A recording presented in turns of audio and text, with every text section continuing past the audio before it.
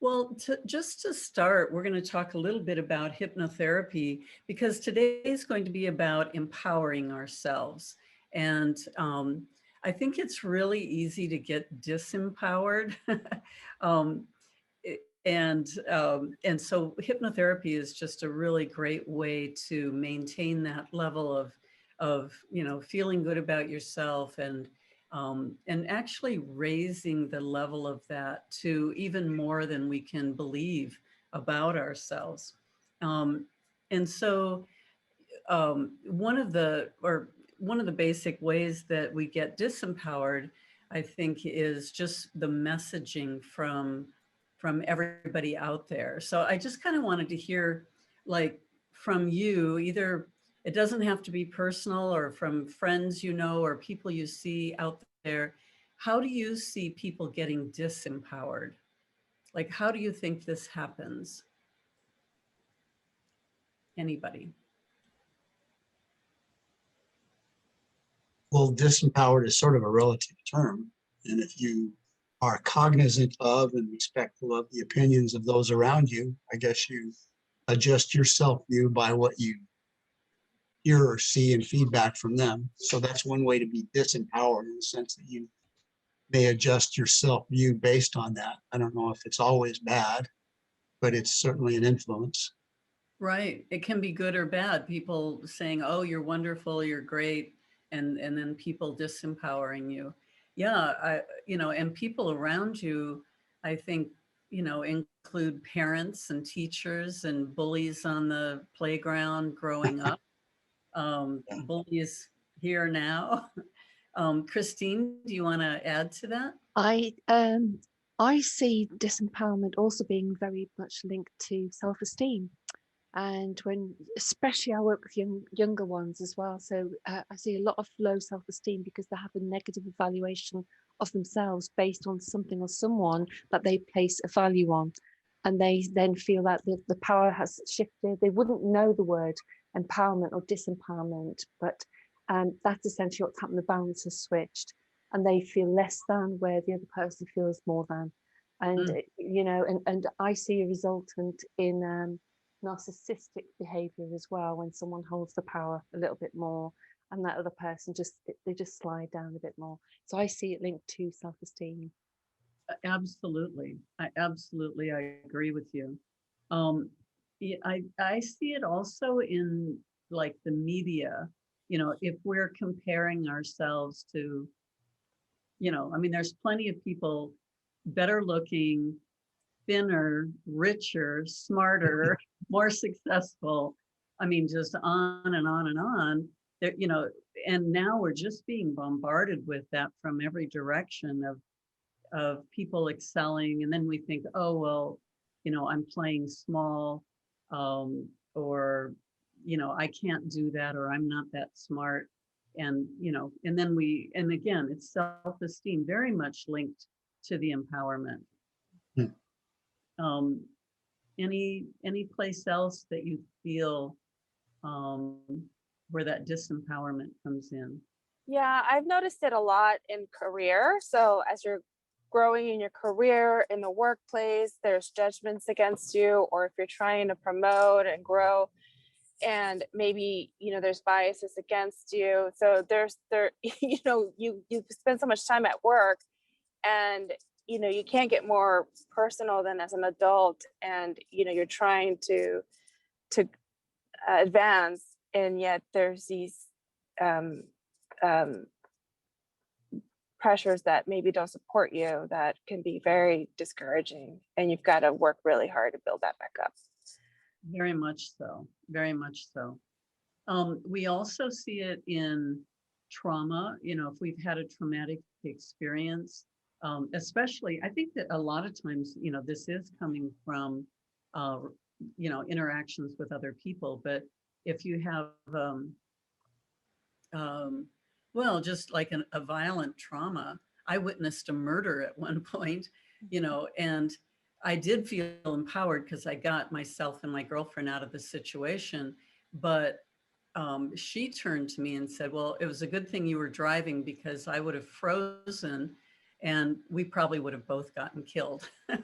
So, um, you know, but where there is a violent attack and you can't defend yourself, or there's a disempowerment there of your maybe being unable, again, like a bully, very similar to the bully situation, where um, that person can take your energy, or keep you um, feeling like you can't defend yourself, or whatever. Um, the other one that I had written down was our own failures. So, I mean, I I say, if I haven't failed by noon, I haven't been trying. So it's just, failure is just kind of a part of it. But over time, it does. There are parts of that that do wear on you. If you try a business idea and it doesn't go, or you try an investment and you don't make money, or you try um, something and it's not approved by others, or you have a plan, or you write a book, or anything like that, where you're getting that negative feedback, or having a failure. I think that really disempowers a lot of people, and they give up. They just say, well, I tried to hypnotize somebody and it didn't work, so I guess I'm not going to do that. So then they go get a different career or something, right? Um, so there is there's so many opportunities. But now tell me again, Christine, what is it you do? I'm a clinical hypnotherapist and a coach. That's what I do. Yeah, that's what I do. And mostly I work with the spiritual side, so regression work. So I do a lot of that, and trained with Michael Newton's Life Between Lives and things like that. So I do a lot of end of life care work as well. And yes, that's what I love and what I do. Yeah, exactly. So you're also uh, working with people who feel disempowered. Yes. In fact, there is a technique that I teach called soul retrieval. That's in one of my trainings. Um, that is a little different than what we're going to do today, but that's a different way of getting that empowerment back, of retrieving that energy that is sucked out of us or given away, that piece of our power, piece of our energetic field. But today we're going to do a little different visualization that my clients love, and I've done it in groups before as well. And there's a lot that can be achieved or gained from this visualization, even though it's quite generic. Hi, Judith. How are you? Thank you for joining us. Thank you. Sorry I was late. The maintenance man just left. Oh, well, good. It was good timing, because we were Yeah. chatting, and then we're going to start the visualization pretty soon. I'm just going to check in with Gina that when she finishes driving. Okay. Yeah, so she's not doing that when we're doing our visualization. No. That would be great. It's a little bit dangerous. I'm stopped now, so I'm good. I'm not driving anymore. I'm not driving anymore. Excellent. Okay, I didn't want to get started while you Thank you. But anyway, so we were just talking about ways that we lose our empowerment, in ways we either give it away or have it taken from us, where we feel disempowered. But let's get started. I think the visualization is the fun part of this little segment. So just find a comfortable place to be seated, that you can relax, and I'm going to pull this up. And it'll be a closed-eyed meditation. So go ahead and close your eyes, take a breath, and relax.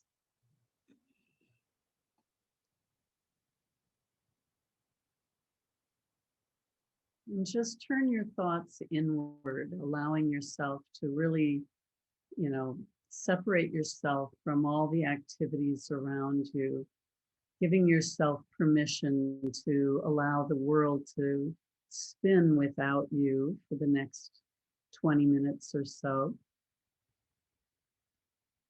And just feeling your body for a moment, just checking in with yourself. Feeling your energy, perhaps noticing the way that the blood moves through your body. Noticing the rhythm of your breath and allowing it to find its own natural pace. Allowing it to slow down and relax. And if you could envision that you were, standing in a pool of water or sitting in a pool of water, and when you watch the surface of the water, it'll indicate the level of your anxiety or energy or calmness.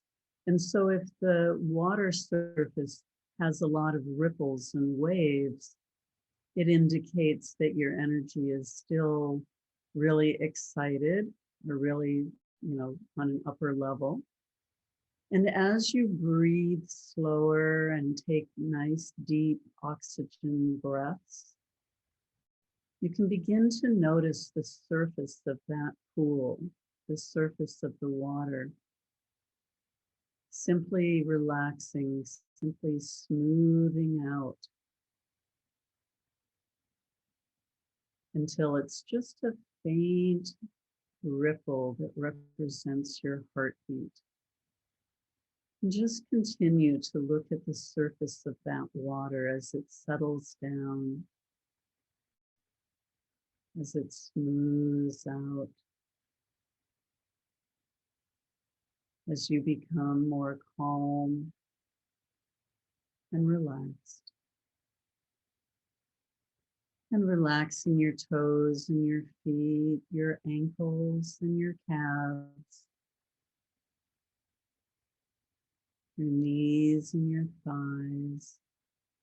Just relaxing your legs, allowing them to stabilize you, but releasing any unnecessary tension. And relaxing your stomach and your chest and your breathing, allowing it to find its own relaxed pace. Relaxing your back, your shoulders, your arms, your hands, and your fingers.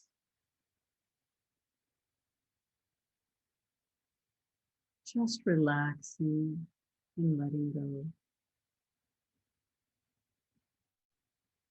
And I invite you to imagine being in your favorite safe space, that place of relaxation, protection, and connection. And it may be a place that you have visited in this lifetime or a place that you go to in your imagination that allows you to feel free to be yourself. And as you find yourself in your safe space today, looking around with the curiosity of a child and noticing what is there for you today.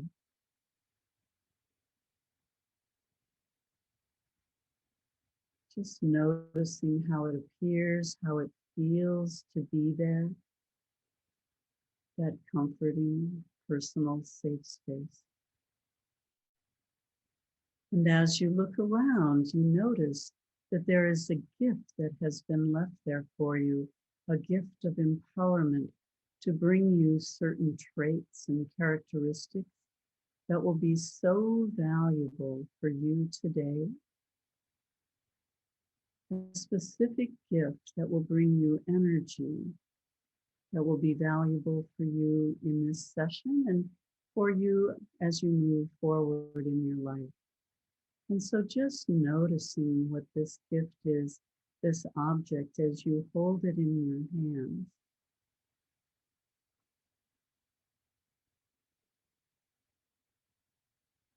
Notice the weight of it, the texture, the color, the shape.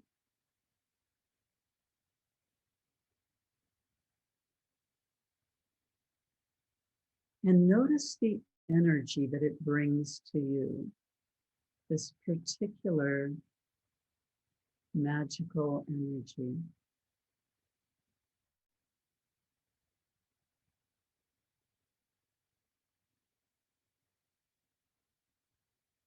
And imagine how you might use that energy in your life. If it were like a magical Harry Potter tool that you could use in your life when you needed to, just imagine what that might be.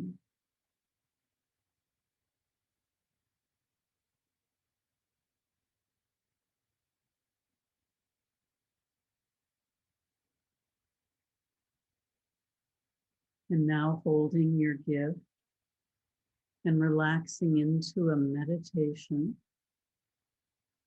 calling upon all the lifetimes that you have meditated and allowing your brain waves to synchronize with that deep, deep wave pattern. Just sinking into a deep, luscious meditation. And as you continue to go deeper and deeper throughout this session, as I count from 3 to 1, allowing yourself to be teleported to a sacred healing space, a place of dense energy that is there just for you, for your healing and growth. 3, 2, 1. And as you find yourself in this sacred healing space, notice this environment, what it looks like and feels like, perhaps even sounds like or smells like.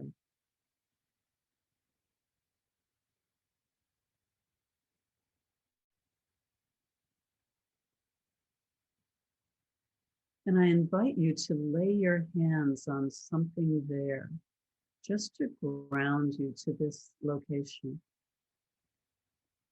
This is a beautiful energy,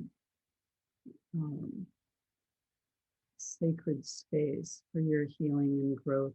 And you can return here anytime by just imagining touching this same object again.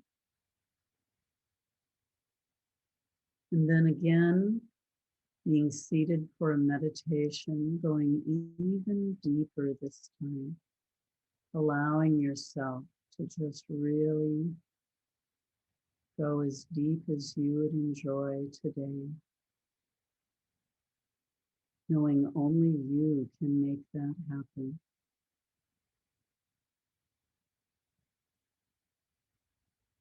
And as you meditate deeper and deeper, this time I would like for you to imagine an aspect of you, a version of you, identical to you, but that version has the qualities and characteristics that you are aiming for right now. Doesn't have to be a total makeover, but perhaps there's some trait, some characteristic, and they have that, something you are striving for at this time. And we know that that aspect is real in some time and space along this timeline or in a parallel universe that is accessible within your probability field. And so I want you to very clearly envision that version of you standing there. And what do you notice about them? Notice their physicality, their energy field, their emotions, their movements. Just observe that for a moment.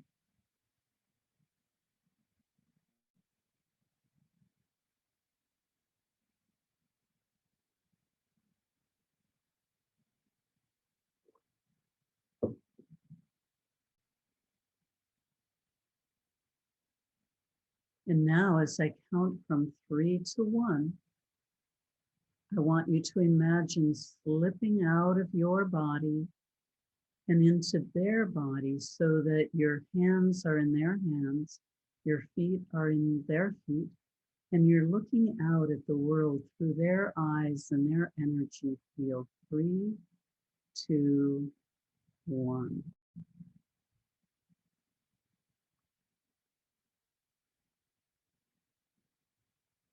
And just note, excuse me, just notice what it feels like to have those traits, to have that empowerment.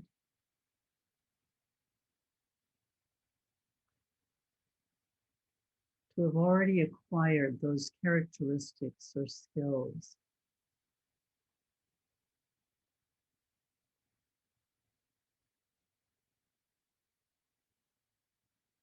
Notice the energy running through you as you're in that new improved version. The energy running through you, the way that you would move now that you have those characteristics.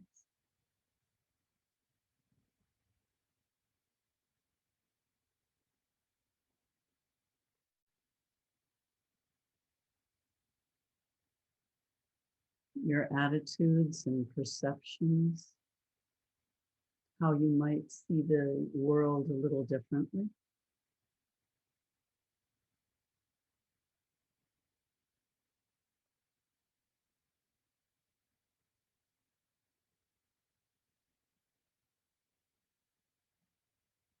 And now, as I count from 3 to 1, I want you to step back into your former version, back to the version who arrived in this call today. So 3, 2, 1, back in your own body, and just notice what that feels like, how it's different.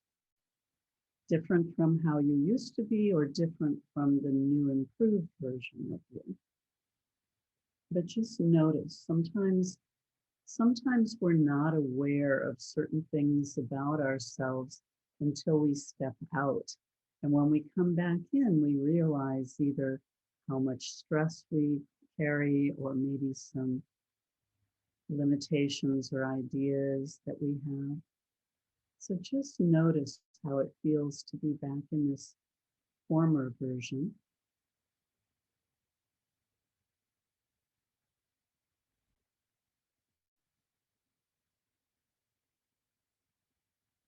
Some people say it's heavier or darker or lighter, um, denser, more stress, different ways of looking at how that feels.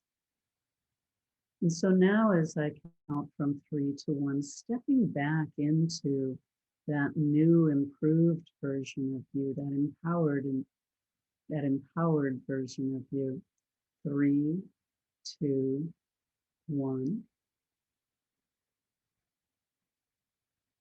And as you move back into that new improved version, notice how that feels this time.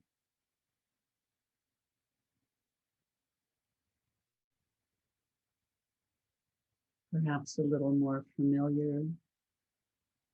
And notice those traits that you've acquired in this version of you. And notice how they operate. How does that work? Sometimes it's a little different energy. Maybe it's something activated in your body somewhere in a location. It's hard to say how it is for you, but just take a moment to observe that.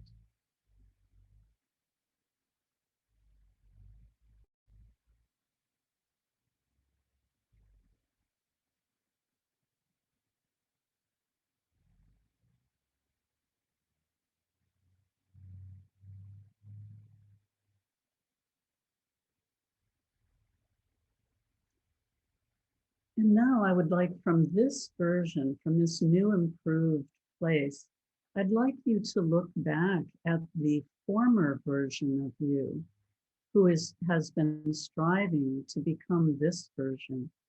And if you could share words of wisdom with that former self, what would you want to say to them? What could you share with them that would help them to quickly just become this new version?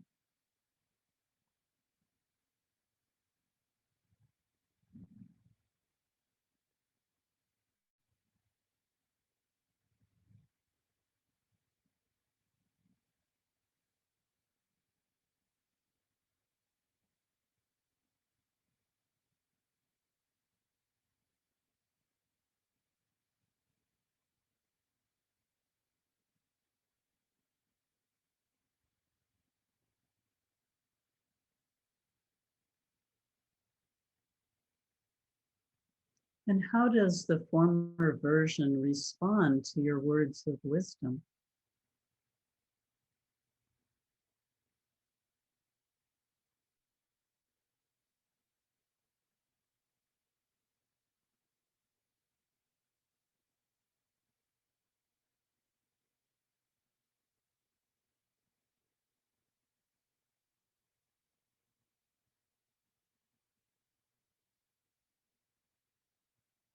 And is there anything else you would like to share with your former self?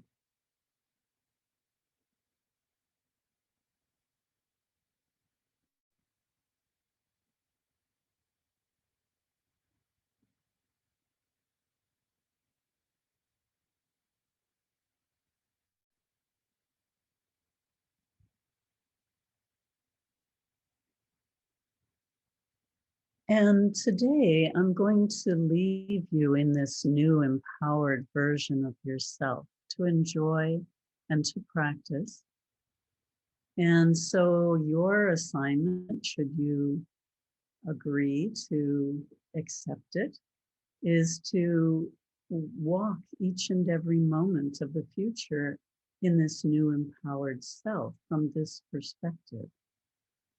And so as you get up in the morning, take a moment to make sure that you're in this new empowered self. Allow him or her to walk you through your morning routine, to guide you through your choices throughout the day. And when it's bedtime, making sure you're in the new improved version so that they're guiding you through your dream time. And any time throughout the day that you feel you've gone back into the former version, it's not a failure, it's just more information. And you can just stop, take a breath, envision the new version of yourself once again, and step right back into that empowered version and carry on. And so if you were to remain in this new improved version each and every moment of the future, how do you imagine the rest of today might be different than it would have been?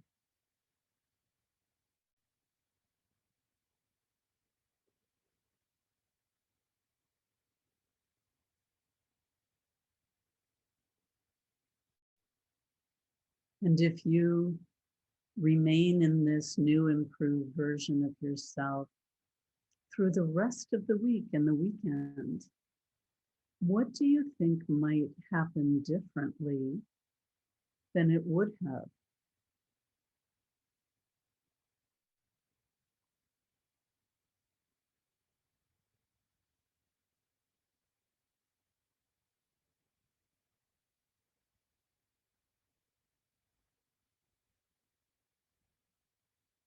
And if you remain in this new improved version each and every moment of the future, how do you think this next month will be different than it would have been? What might you achieve, or what might be happening in a different way?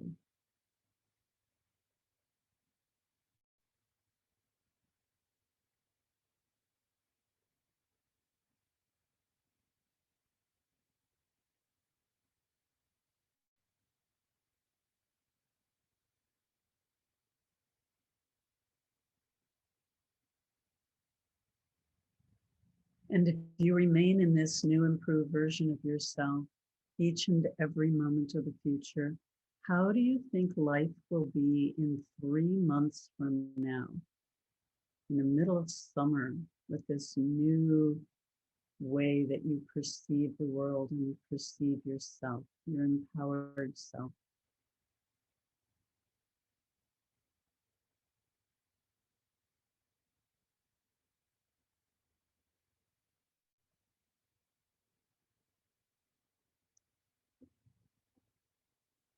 And so remembering all that you've experienced in this session, allowing the subconscious mind to continue to bring you insight, wisdom, and understanding in the days and weeks to come. As I count from 1 to 5, returning here to the present moment, refreshed, alert, and aware. 1, 2, 3, coming up. 4, aware of this time and space. And 5, fully alert and aware and returned here to the present moment.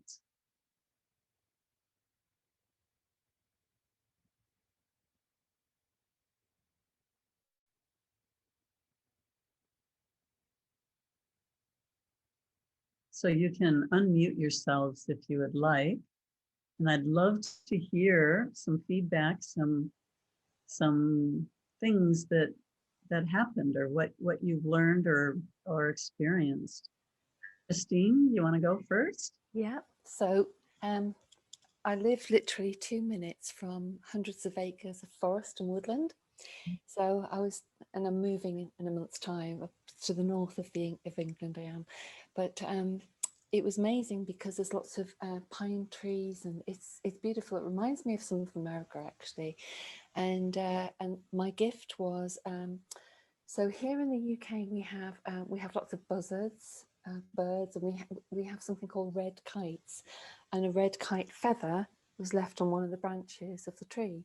And I picked it up and I held it in my hand just to see what that felt like. And I was transported back to the late 1700s in America. Now, I'm not good with my American geography, but I think I was Native American Indian, and I believe Choctaw, and I'm not sure where that is in America. And I was the daughter, one of the daughters of the medicine man, and to ground myself, there was like I've got the word Wyoming coming in my mind, but I might have the geography wrong. But it was just mountainous, and there was river, and it was beautiful forest land. And I remember I was very young, and I put my hands into the water with the big rocks and everything. The cold water just really grounded me. It was lovely. But I learned from a very young age in that lifetime to respect nature, and to learn about herbs and things like that, and how it could be made for to make people well and to benefit not just myself but for everybody. So the comparison with this life that I'm living right now, I think possibly my self-esteem and I have felt disempowered purely just by being on social media and seeing all these people doing this and that and the other, and feeling less than. And the wisdom that came through, not through that incarnation I've just been in, but it was just, you have to remember all those years ago, our ancestors, they didn't go to college or university to get those diplomas. They learned by example, and it was like ancestrally passed down, and that's how you got the wisdom. And when you used it for good and for the benefit of all, you got the respect from everybody. You were revered, but not with an ego, and you just shared it out amongst everyone, and that felt really, really right for me. It was lovely. Thank you. Yeah, that's amazing. Yeah. I don't know my geography enough or history enough to know where the Choctaws were either, although wasn't there a song that involved the Choctaw Bridge or something, and it was about, I want to say, in the Blue Ridge Mountains or something, but Oh, okay, Virginia. Yes. something like that. We'll have to look that up. But that's awesome. That was a beautiful visualization. Thank you. I think it's because I'm halfway through a nutrition diploma, Mhm. and And again, you know, you've got these people doing fancy things out there, but the way I've always taught other people, with complete respect, is for dummies. I believe in everything being accessible to all and inclusive, not exclusive. So I keep my language very, very simple to help people understand so that they can take that for themselves. Thank you. Yeah. Maybe we should start a social media support group. It's intimidating, and so, I mean, you could spend 18 hours just, I mean, I spend way too much, that, and of course that's why I have Anna, but I still have to produce all of the content and everything. It's just, it's, oh my gosh, yeah. We'll have to cry on each other's shoulders. Oh my God. Anyway, Judith, looks like you're ready. Your microphone is off. So, That yeah, was pretty wild. So I went to visit my temple where I usually land, and there were these amazing orbs floating all over the place like bubbles. And I was gifted a large crystal lotus that was lit from the bottom. And the gift was connection to the collective one mind, so that I was able to tap into all the wisdom and knowledge from all, you know, Freud and Jung and everybody who anybody I want. And so I was able to tap into that energy. And then I merged into Kuan Yin, and what I felt was just a beautiful flow where I didn't have to think about, okay, now I have to do this, and okay, now I'm going to do that, and how is it going to work out, and so forth and so on. So it was just such a beautiful flow where I felt like I could be anywhere I wanted at any given time, and that the answers came to me right away. And I was just flooded with compassion, where people knew that they could approach me with any question or any issue they had, and that I was there for them, and that I was not overloaded in any way, that I was able to help many people simultaneously. And what the sense that I got from that is that she was very light, and even the way she walked, she flowed. And I got the sense to, okay, now in my physical body, I'm going to remove even more dense foods from me, because I feel lighter when my food is lighter. mm-hmm. And so that was nice to know. And just, there was just a certain elegance about being in that body where she was fully radiating and attractive from the inside out. And it felt wonderful. There was nothing holding her back whatsoever. And the location that I was brought to from there was, it felt like Mount Shasta, where the healing space, where I was on top of a plateau, on top of a mountain, surrounded by clouds. Wow. And there was green all around me, and I was able to touch the moss, touch the green, and just be enveloped in this wonderful mist of clouds, and receive my healing that way. Awesome. So, Yeah. so my understanding, you used Kuan Yin for the role model for Yes, step into. for the That's aspect, a yes. way to do it. You can do it into yourself, you know, into an empowered version of you, or you can use a role model of someone else. I typically have my clients go into an empowered version of themselves, because it brings it a little bit more into you know, practicality in the present moment. But I use that one too for specific situations. So in this case, that's pretty cool. It felt very much like myself. It didn't feel foreign at all. Yeah, to be able to access that type of energy. That's And she awesome. had beautiful hair. So mine's going to come in. I have a beautiful picture of Kuan Yin in the other room. Oh, nice. I was just, I just got a wall hanging of her with a dragon. So and I've always loved dragons. So yeah, so cool. that was, it was beautiful. It was the connection to the collective one mind was very, I loved that. I Mhm. loved having that access to, oh, I wonder how, oh, I know how. And yeah. So now practicing it every day, just staying Yeah. in that frame of mind. So Yeah. George, you ready Thank to you. share with us?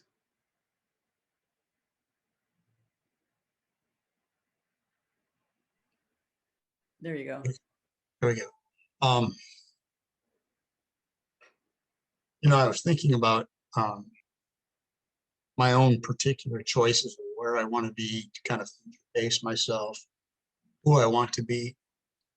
I had a really unusual experience. I sort of like Judith's experience in the sense of being all aware, if I could use that term. Hmm. I worked with a guy years ago who he was a Chinese national, and he said that if you have a strong career in life, you have an iron bowl. And that's symbolic for always having a vessel, a utilitarian vessel with which to eat. It's a very simple example, but it means that you're never without that tool. It's a durable, all-purpose tool. And that my iron bowl was huge. It was 4 feet across, and it was filled with Chinese fortune cookie messages. And whenever I had a question, I just reach in and pull out the right fortune for what I wanted to do or be or experience.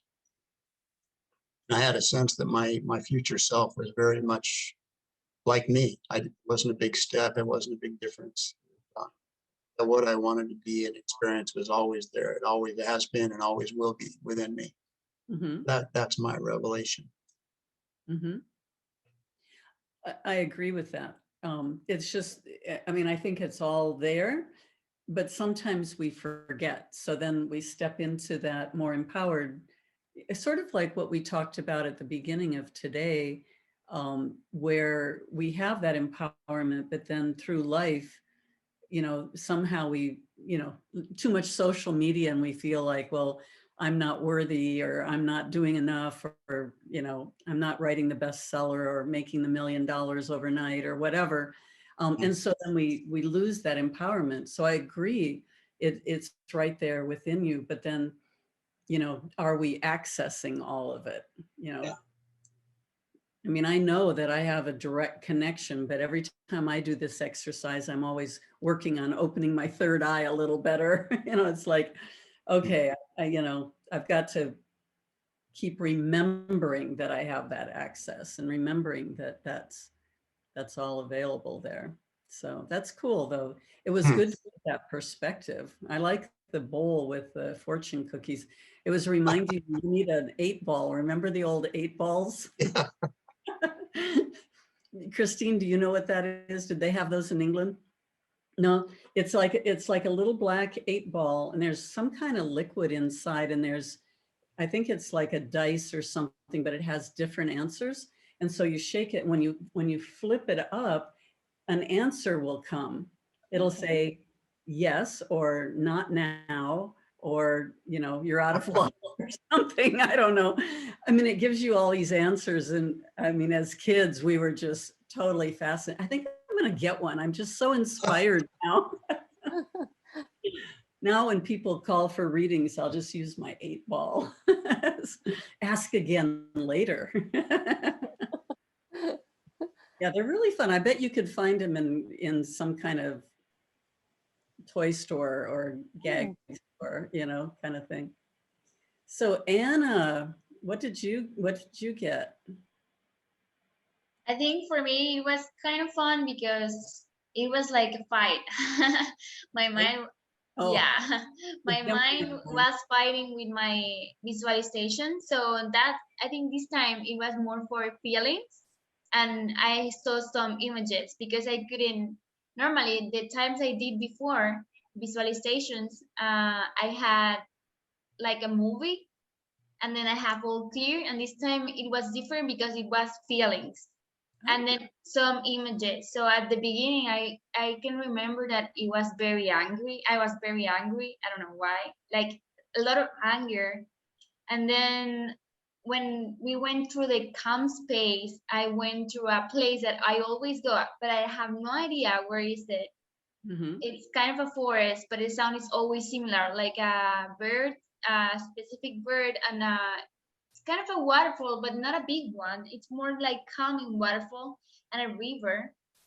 And that time I was calm and I was able to not control, well, my mind. I wasn't, it wasn't my fault. It was my mind. So I wasn't in control of what was happening. So I found like it was like a crystal involved with something that you can put like a necklace, but it wasn't like a regular one. It was different. It was a black tiny, it's not a chain, but like a string, but different one. The texture, it was very soft. And then I went to, when I came back here, but I wasn't in my body. And Uh-huh. I felt different about it. It was not anger. It was kind of a, it was if I like I was stepping into another emotion, like different way. Like if I'm very angry, I was kind of upset, then I was calm, then I was happy, now I'm relaxed, right? Like a line of a different experience. And then I was just calm, breathing, and finishing with the visualization, but something felt different, like anxiety relief. So it was great. Like relief? Anxiety. Oh, anxiety relief? Yeah, because at the beginning it was so I was feeling so anxious, and then I was very calm. So along the way, did you learn like maybe how you could do that on a daily basis? Like when that kind of pops up for you, how you could move yourself to that calmer space? Yeah, I think sometimes about the beliefs. Well, that's why kind of the explanation it came to my mind after, because I think sometimes we get anger or we think about it that we are not good for that stuff, or you just start something but you didn't continue because you think that's not for you. So maybe I cannot relate that anger for that reason. And then in my different states of emotions, I was kind of like, yeah, it's just your mind, just your beliefs, and it's all your mind think what people think about you, but it's not even true, right? Right, right. Yeah, I think It's, that's what happened. yeah, believing their perceptions of you, even though their perceptions are, may or may not be meaningful, right? Yeah. Yeah. Cool. Well, that was awesome, you guys. Um, any questions, comments, or anything? Otherwise, we're gonna just yes, Jill. Question, when you were doing the deepening, you mentioned feeling the blood flow inside of you. Do you really feel the blood flowing inside of you? Sometimes. Really? Okay, because I've gotten to the point where I feel my heartbeat very clearly, but I've never felt the blood flowing. The So motion. Um, okay, so little bit. that's something to look forward to, I guess. Okay. And even if a person doesn't, because I know you're all hypnotherapists here, even if the person doesn't feel it, it definitely focuses their mind in that direction. You know what I mean? Like even if they don't get it, it's still separating them from all, their to-do list, for instance. It's keeping them busy. They're going, do I feel that, like moving through my carotid arteries or something? Well, I always have this, I often go to that whole magic school bus cartoon where you can enter the body and you can observe. And so it brings me to that kind of visualization where I can imagine it, but I don't think I've ever consciously felt it. So that'll be interesting. Something to work on, Yeah, huh? something to work on. Yeah. Something to pay attention to. Mm-hmm. Yeah. So it's less, for me, it's less important that a person actually can, but it just directs their mind to Mhm. something really minuscule, really faint and subtle, so that they're getting focused that way. Mm. Move on anyway. So Well, that was fun. Thank good. you. Yeah, Good. it was good. Okay. Well, everybody stay empowered and stay strong. All right, Thank, everybody. thank Well, you. yes, you're Thank welcome. you. Have a beautiful week. Thank Yeah. you. Have a beautiful week. See you next time. Bye. Bye-bye. See you Take next care. time.